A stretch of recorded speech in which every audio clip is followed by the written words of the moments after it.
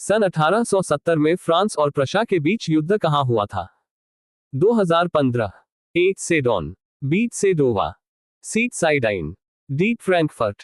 सही उत्तर है ए सेडोन। व्याख्या: सन 1870 में फ्रांस और प्रशा के बीच युद्ध का सबसे निर्णायक युद्ध ए सेडोन में हुआ था, जिसे सेडोन की लड़ाई के नाम से जाना जाता है। ये युद्ध 1 सितंबर 1870 को लड़ा गया था, जिसमें फ्रांसीसी सेना को निर्णायक हार का सामना करना पड़ा था और सम्राट नेपोलियन तृतीय को आत्मसमर्पण करना पड़ा।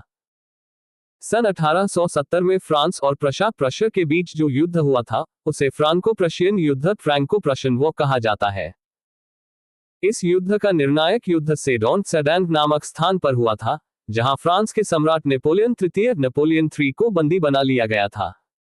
इससे प्रशा की जीत सुनिश्चित हुई और जर्मनी का एकीकरण संभव हुआ। किस युद्ध के बाद जर्मनी का एकीकरण हुआ? 2018। ए क्रीमिया का युद्ध, बी सेडोवा का युद्ध, सी प्रशा डेनमार्क युद्ध, डी सेडोन का युद्ध।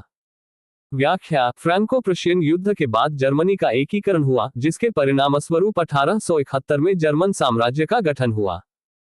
डी सेडोन का युद्ध फ्रैंको प्रशियन युद्ध का एक महत्वपूर्ण हिस्सा था, जो एकीकरण के लिए निर्णायक साबित हुआ।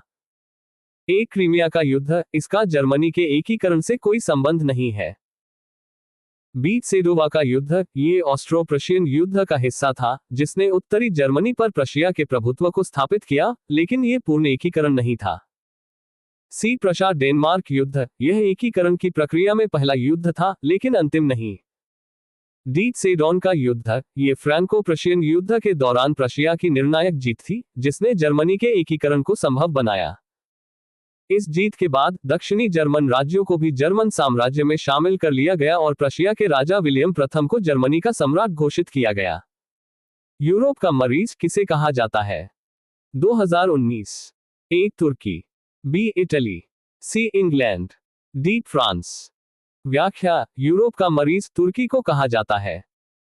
इसे यह उपाधि 19वीं सदी में मिली, जब ओटोमन साम्राज्य की राजनीतिक, सामाजिक और आर्थिक स्थिति कमजोर हो गई थी।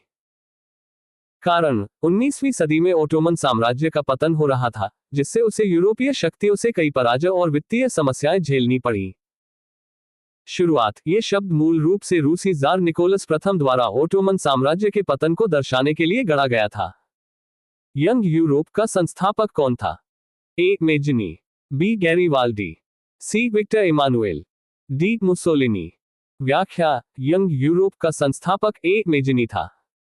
मेजनी ने 1831 में यंग इटली और बाद में 1834 में यंग यूरोप नामक गुप्त संस्था की स्थापना की थी।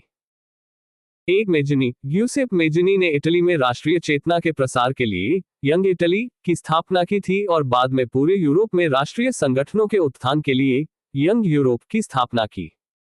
बी गैरीवाल्डी यंग इटली के एक प्रमुख सदस्य थे, लेकिन वे संस्थापक नहीं थे। सी विक्टर इमानुएल इटली के राजा थे, जो इतालवी एकीकरण के बाद शासन में आए थे। डी मुसोलिनी एक फासीवादी नेता थे, जो मेजनी के बहुत बाद में आए थे। टीपू सुल्तान शासक थे। 2019। ए मैसूर, बी शिमला, सी कश्मीर, डी इनमें से कोई नहीं। व्याख्या: टीपू सुल्तान मैसूर के शासक थे, इसलिए मैसूर है। टीपू सुल्तान को मैसूर का बाग भी कहा जाता था और उन्होंने 1782 से 1799 तक मैसूर साम्राज्य पर शासन किया। ए मैसूर, टीपू सुल्तान मैसूर साम्राज्य के शासक थे।